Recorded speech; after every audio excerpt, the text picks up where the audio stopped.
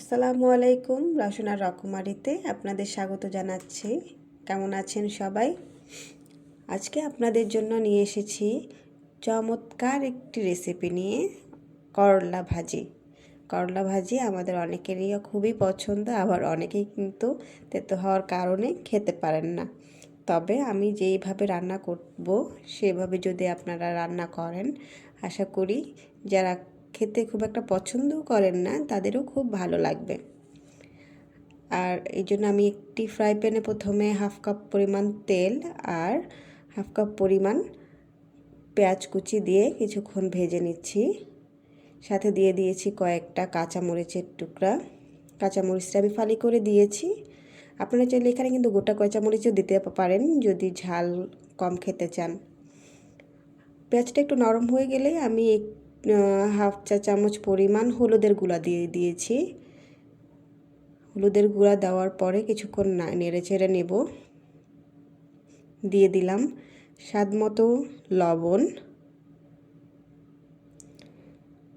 কিছুক্ষণ লবণ এবং হলুদ দিয়ে আমি এটাকে নেড়ে চেড়ে এরপরে কুচি করে কেটে রেখেছি আলু, এবং সেটা খুব সুন্দর করে ধুয়ে রেখেছিলাম আর সেটাকে দিয়ে দিয়েছি।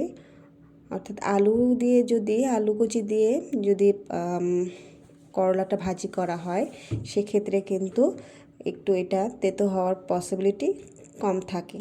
অর্থাৎ যারা খুব বেশি তেতো খেতে পছন্দ করেন না, করলার স্বাদটা খুব একটা বেশি সহ্য করতে পারেন না, তাদের জন্য আলু ভাজিটা দিয়ে করলা রান্না করাটা বেটার।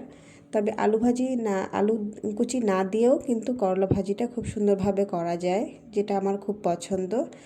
তবে আলু দিয়ে করলেও আমার খুব ভালো লাগে। আলুটা কিছুক্ষণ আমি জাস্ট ভেজে নিয়েছি। ভেজে নেওয়ার পরেই আমি করলা কুচিগুলো দিয়ে দিয়েছি। এবার খুব সুন্দরভাবে আমি একসাথে মিক্স করে নেব। আলুটাকে আগে কিছুক্ষণ ভেজে নেওয়ার কারণ হচ্ছে আলুটা আসলে একটু ভাজা ভাজা হলে খেতে খুব স্বাদ লাগে। আর নয়তো করলার সাথে যদি একবারে দেয়া হয়, আলু থেকে যেহেতু একটু পানি বের হয়, সেই পানিটা করলার সাথে লেগে করলাটা একটু নরম টাইপের হয়ে যায়। এই জন্য সবসময় চেষ্টা করবেন করলাতে যদি আলু ভাজিটা দেন তাহলে আলুটাকে আগে কিছু সময় একটু ভেজে নিতে হবে, যাতে আলুর এক্সট্রা যে পানিটা সেটা যেন আগে শুকিয়ে যায়। কিছুক্ষণ ঢাকনা দিয়ে ঢেকে এরপরে আমি আবার এটাকে একটু নেড়ে চেড়ে নেব। করলা ভাজি হতে খুব বেশি সময় লাগে না, কিন্তু প্রথমে আমি খুব হাই হিটে রাখলেও যখন করলাটা কিছুটা নরম হয়ে যায় তখন কিন্তু আমি হিটটা কিছুটা কমিয়ে দেব। তবে অবশ্যই প্রথমে ফুল হাই হিটেই কিন্তু করলাটাকে ভাজতে হবে, নয়তো এটা কিন্তু খুব একটা স্বাদ হবে না। দেখুন খুব সুন্দরভাবে এখনও কিন্তু হাঁড়ির গায়ে কিন্তু একটু একটু লেগে লেগে যাচ্ছে। হাঁড়ির গায়ে যখন একেবারে লেগে লেগে যাবে সেই পর্যায়ে এসে আমি চুলার আঁচটা কিছুটা কমিয়ে দেব। এর আগে পর্যন্ত কিন্তু হিটটা ঠিকই থাকবে। দেখুন আমি কিন্তু বারবার কিছুক্ষণ পর পর একটু এটাকে নেড়ে চেড়ে দিচ্ছি, কারণ এটা কিন্তু পাতিলের গায়ে লেগে যাচ্ছিল।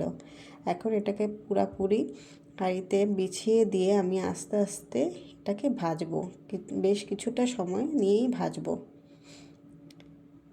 এতে করলাটা খুব ভাজা ভাজা হয়, ভাজা ভাজা খেতে কিন্তু ভালো লাগে খেতে করলাতে, তাহলে কিন্তু তেতো ভাবটাও একেবারেই কমে যায়।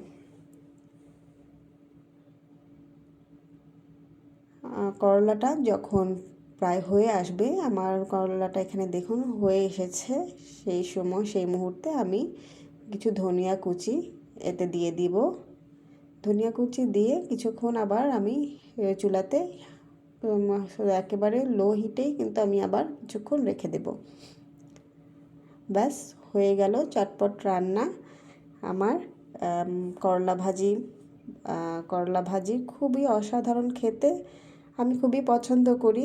আমার মনে হয় বেশিরভাগ মানুষই করলা ভাজি দিয়ে ভাত খেতে খুবই পছন্দ করে, গরম গরম ভাত দিয়ে খুবই অসাধারণ লাগে।